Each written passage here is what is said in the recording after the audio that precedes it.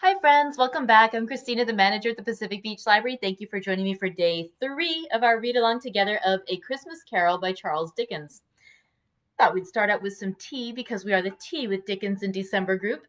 Today I'm having a very simple tea. It's just the dried chamomile blossoms. One of my coworkers made a chamomile tea earlier today using a tea bag. It was so good. And I was like, I think I still have the chamomile blossoms from that other time when I brought it in. And so I thought I'd just make some of that today and see how that compared to the stuff that was in the packaged tea bag.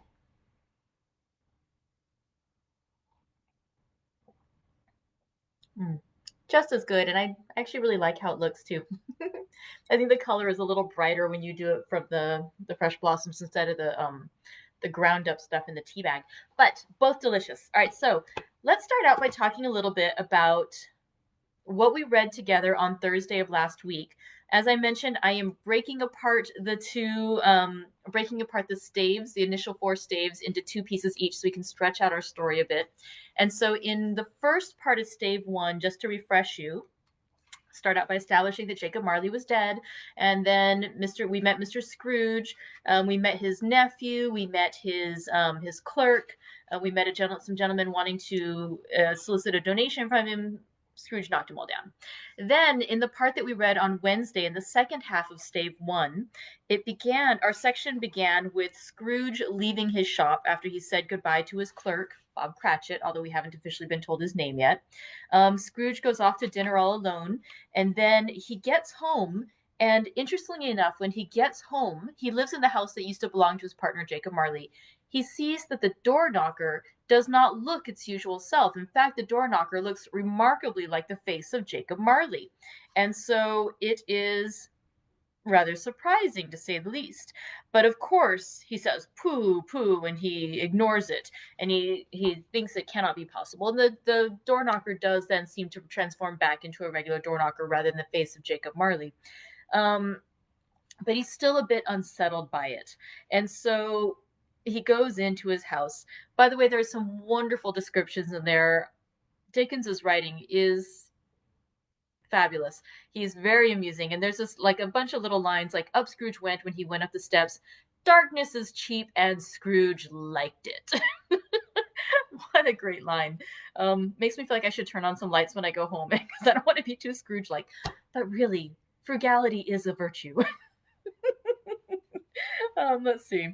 So he's feeling all discombobulated by having seen this vision of hi. Sorry, I was just seeing that Katie just commented, welcome back for those of you who are listening live. It's always a pleasure to enjoy the tea time and the reading with you.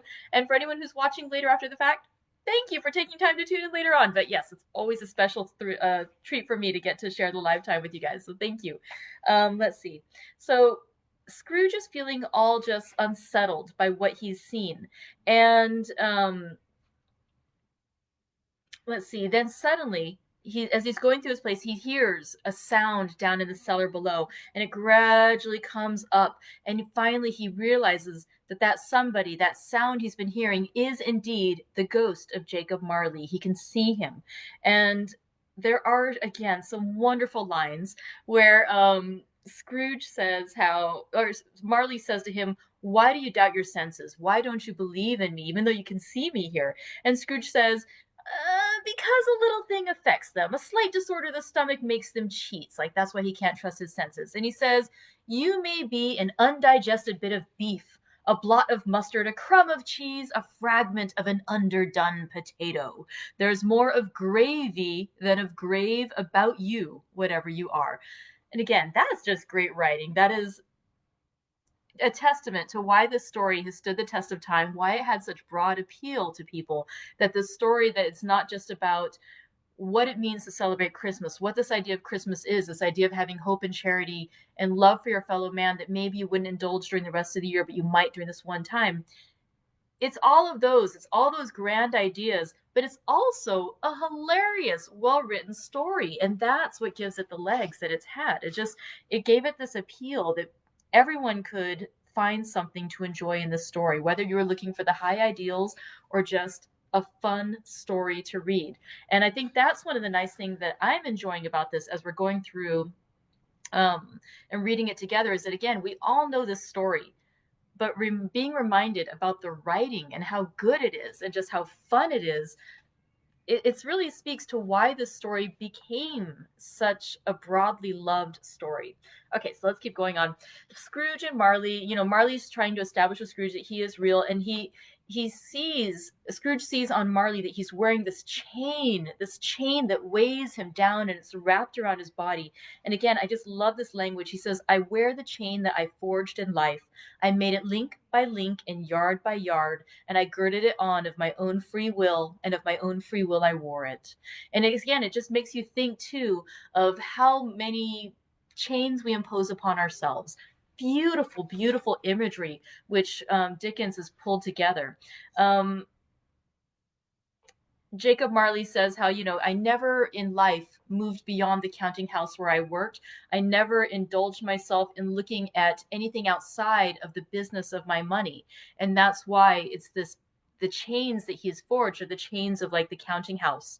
And there's this, again, another great line where he says, but you were always a good man of business, Jacob.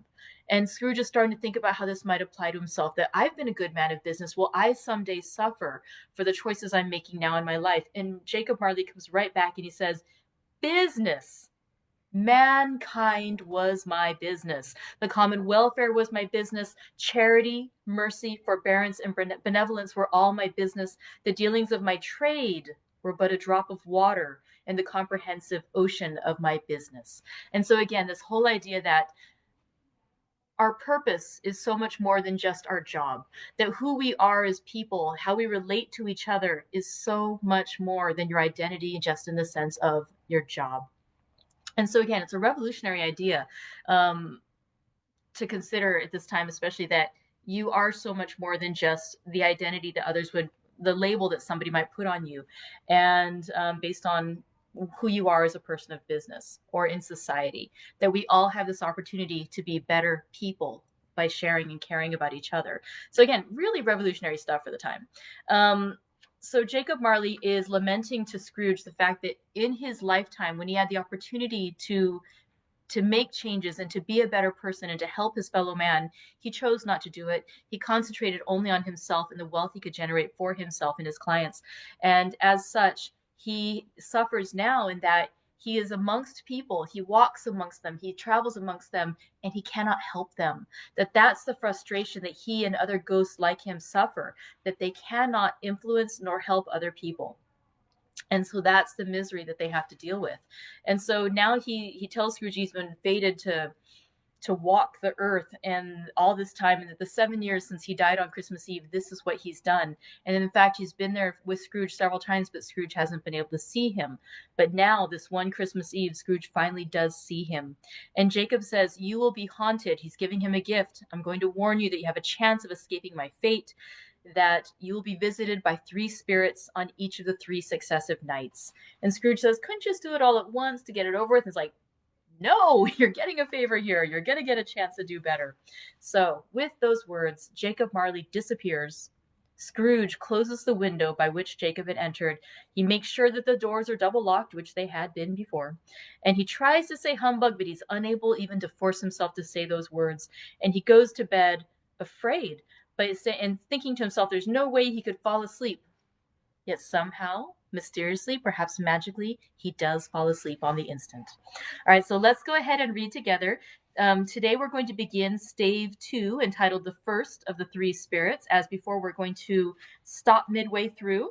So we're only going to go halfway through Stave 2. Let us begin with Stave 2, The First of the 3 Spirits. When Scrooge awoke, it was so dark that looking out of bed, he could scarcely distinguish the transparent window from the opaque walls of his chamber. He was endeavoring to pierce the darkness with his ferret eyes when the chimes of a neighboring church struck the 4 quarters. So he listened for the hour. To his great astonishment, the heavy bell went on from 6 to 7, and from 7 to 8, and regularly up to 12, then stopped. 12! It was past 2 when he went to bed. The clock was wrong. An icicle must have got into the works. 12! He touched the spring of his repeater to correct this most preposterous clock. Its rapid little pulse beat 12 and stopped. "Why, it isn't possible," said Scrooge, "that I can have slept through a whole day and far into another night. It isn't possible that anything has happened to the sun, and this is 12 at noon." The idea being an alarming one, he scrambled out of bed and groped his way to the window. He was obliged to rub the frost off with the sleeve of his dressing gown before he could see anything, and could see very little then. All he could make out was that it was still very foggy and extremely cold, and that there was no noise of people running to and fro and making a great stir, as there unquestionably would have been if night had beaten off bright day and taken possession of the world. This was a great relief, because 3 days after sight of this first exchange 3 days after sight of this first of exchange paid to Mr. Ebenezer Scrooge or his order, and so forth, would have become a mere United States security if there were no days to count by. Scrooge went to bed again, and thought and thought and thought it over and over, and could make nothing of it. The more he thought, the more perplexed he was, and the more he endeavored not to think, the more he thought. Marley's ghost bothered him exceedingly. Every time he resolved within himself, after mature inquiry, that it was all a dream, his mind flew back again, like a strong spring released, to its first position, and presented the same problem to be worked all through. Was it a dream or not? Scrooge lay in this state until the chime had gone 3/4 more, when he remembered, on a sudden, that the ghost had warned him of a visitation when the bell tolled 1. He resolved to lie awake until the hour was past, and, considering that he could no more go to sleep than go to heaven, this was perhaps the wisest resolution in his power. The quarter was so long that he was more than once convinced he must have sunk into a doze unconsciously, and missed the clock. At length it broke upon his listening ear. "Ding dong!" "A quarter past," said Scrooge, counting. "Ding dong!" "Half past," said Scrooge. "Ding dong!" "A quarter to it," said Scrooge. "Ding dong!" "The hour itself," said Scrooge triumphantly, "and nothing else." He spoke before the hour bell sounded, which it now did with a deep, dull, hollow, melancholy 1. Lights flashed up in the room upon the instant, and the curtains of his bed were drawn. The curtains of his bed were drawn aside, I tell you, by a hand. Not the curtains at his feet, nor the curtains at his back, but those to which his face was addressed. The curtains of his bed were drawn aside, and Scrooge, starting up into a half-recumbent attitude, found himself face to face with the unearthly visitor who drew them. As close to it as I am now to you, and I am standing in the spirit at your elbow. It was a strange figure, like a child, yet not so like a child as like an old man, viewed through some supernatural medium which gave him the appearance of having receded from the view and being diminished to a child's proportions. Its hair, which hung about its neck and down its back, was white as if with age, and yet the face had not a wrinkle in it, and the tenderest bloom was on the skin. The arms were very long and muscular, the hands the same, as if its hold were of uncommon strength. Its legs and feet, most delicately formed, were, like those upper members, bare. It wore a tunic of the purest white, and round its waist was bound a lustrous belt, the sheen of which was beautiful. It held a branch of fresh green holly in its hand, and, in singular contradiction to that wintry emblem, had its dress trimmed with summer flowers. But the strangest thing about it was that from the crown of its head there sprung a bright, clear jet of light, by which all this was visible, and which was doubtless the occasion of its using, in its duller moments, a great extinguisher for a cap, which it now held under its arm. Even this, though, when Scrooge looked at it with increasing steadiness, was not its strangest quality. For at its belt sparkled and glittered now in one part and now in another, and what was light one instant at another time was dark, so the figure itself fluctuated in its distinctness, being now a thing with one arm, now with one leg, now with 20 legs, now a pair of legs without a head, now a head without a body, of which dissolving parts no outline would be visible in the dense gloom wherein they melted away. And in the very wonder of this, it would be itself again, distinct and clear as ever. "Are you the spirit, sir, whose coming was foretold to me?" asked Scrooge. "I am."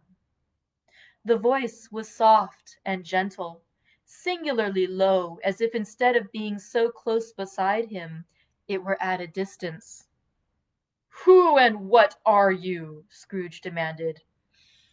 "I am the ghost of Christmas past." "Long past?" inquired Scrooge, observant of its dwarfish stature. "No, your past." Perhaps Scrooge could not have told anybody why, if anybody could have asked him, but he had a special desire to see the spirit in his cap, and begged him to be covered. "What!" exclaimed the ghost, "would you so soon put out, with worldly hands, the light I give? Is it not enough that you are one of those whose passions made this cap, and force me through whole trains of yours to wear it low upon my brow?" Scrooge reverently disclaimed all intention to offend, or any knowledge of having wilfully bonneted the spirit at any period of his life. He then made bold to inquire what business brought him there. "Your welfare," said the ghost. Scrooge expressed himself as much obliged, but could not help thinking that a night of unbroken rest would have been more conducive to that end. The spirit must have heard him thinking, for it said immediately, "Your reclamation, then. Take heed." It put out its strong hand as it spoke, and clasped him gently by the arm. "Rise and walk with me."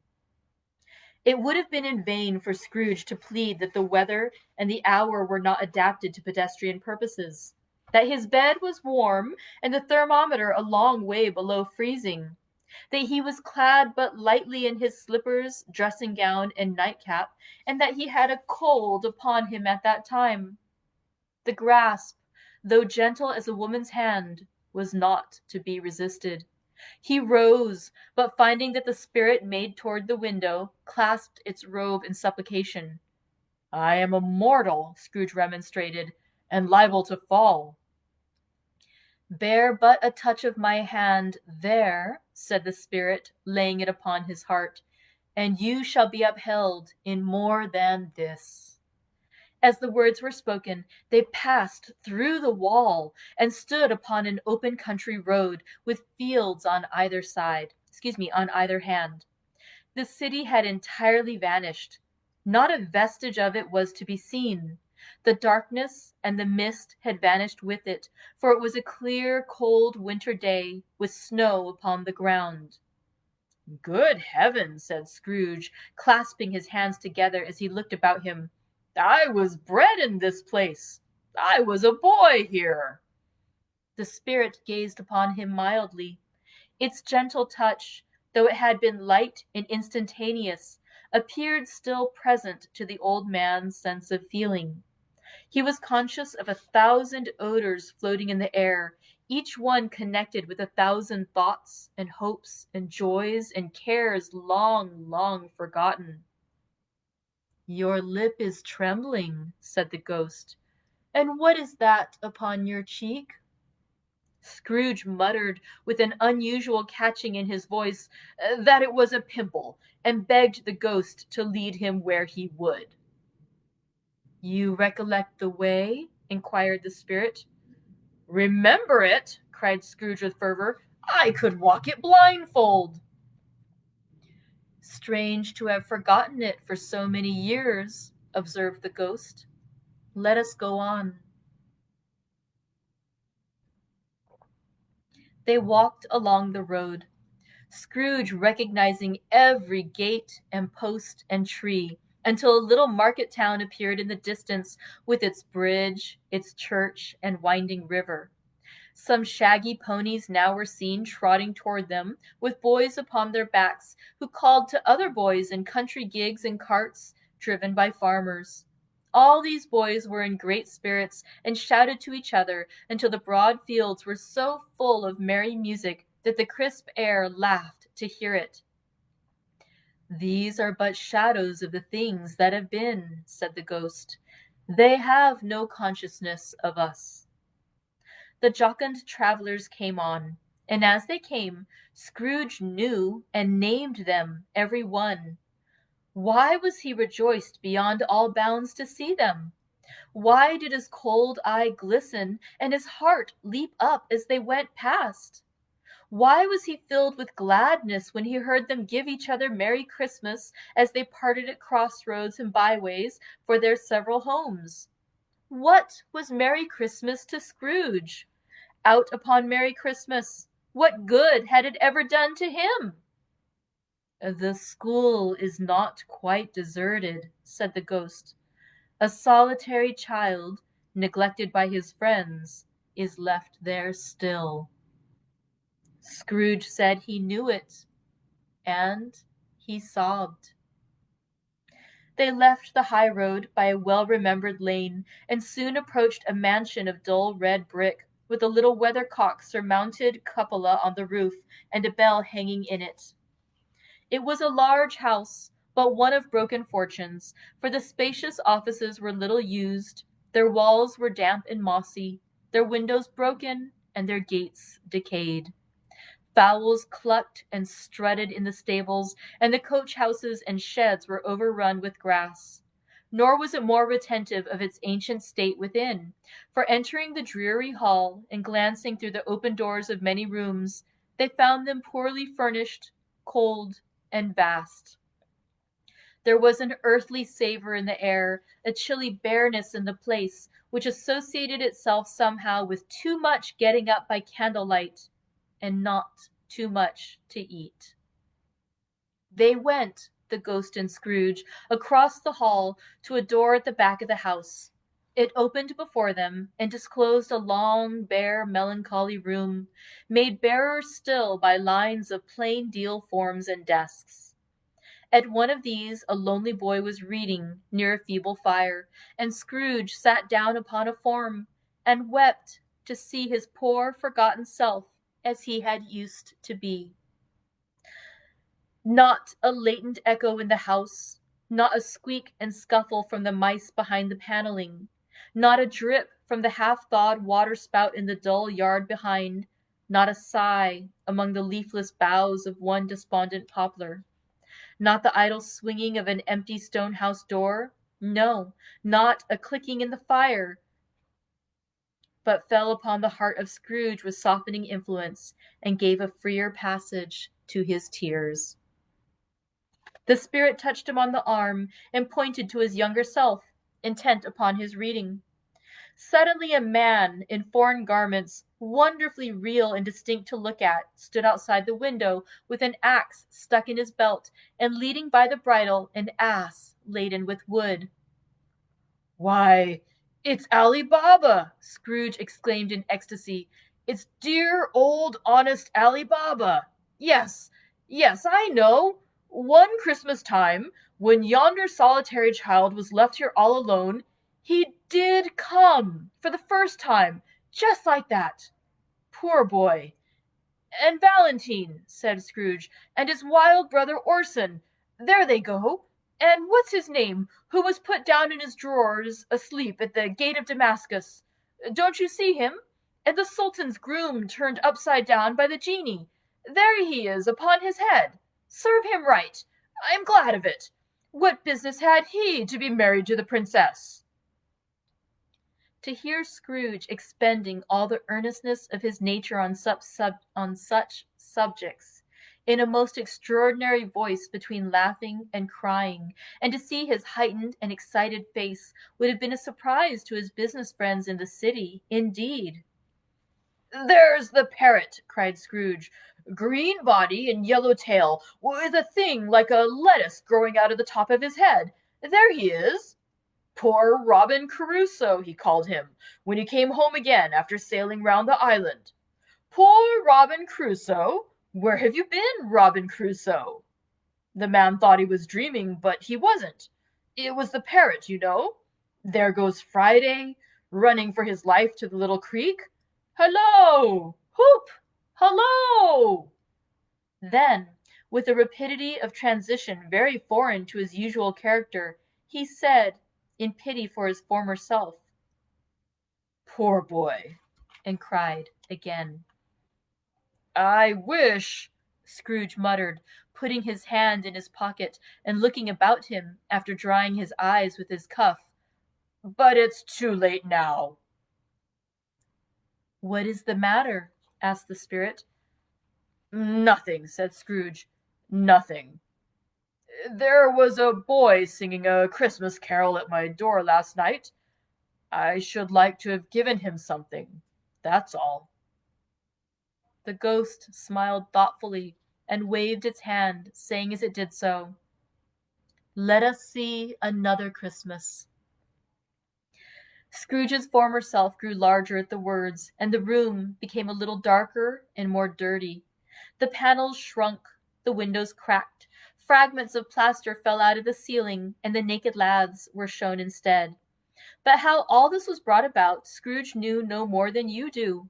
He only knew that it was quite correct, that everything had happened so, that there he was, alone again, when all the other boys had gone home for the jolly holidays. He was not reading now, but walking up and down despairingly. Scrooge looked at the ghost, and, with a mournful shaking of his head, glanced anxiously toward the door. It opened, and a little girl, much younger than the boy, came darting in, and putting her arms around his neck and often kissing him, addressed him as her "dear, dear brother." "I have come to bring you home, dear brother," said the child, clapping her tiny hands and bending down to laugh. "To bring you home, home, home." "Home, little Fan?" returned the boy. "Yes," said the child, brimful of glee. "Home, for good and all. Home, for ever and ever. Father is so much kinder than he used to be, that home's like heaven. He spoke so gently to me one dear night when I was going to bed, that I was not afraid to ask him once more if you might come home. And he said, yes, you should, and sent me in a coach to bring you. And you're to be a man," said the child, opening her eyes, "and are never to come back here. But first we're to be together all the Christmas long, and have the merriest time in all the world."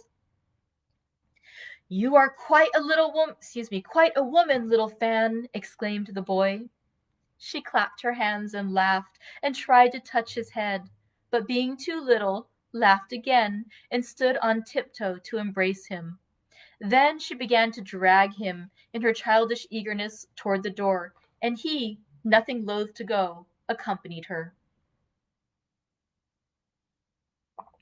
A terrible voice in the hall cried, "Bring down Master Scrooge's box, there!"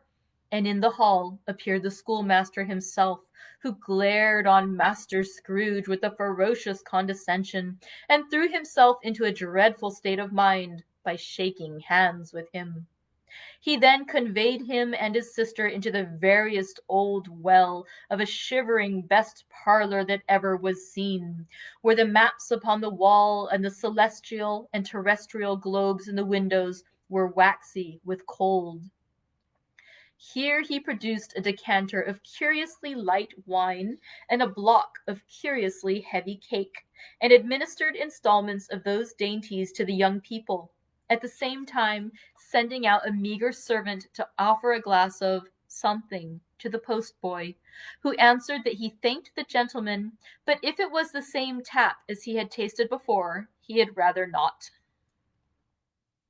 Master Scrooge's trunk being by this time tied on to the top of the chaise, the children bade the schoolmaster goodbye right willingly, and getting into it, drove gaily down the garden sweep, the quick wheels dashing the hoar frost and snow from off the dark leaves of the evergreens like spray.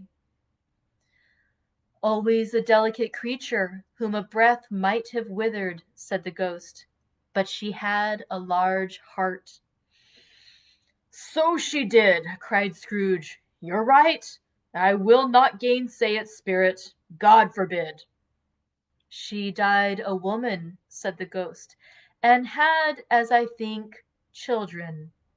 One child, Scrooge returned. True, said the ghost. Your nephew.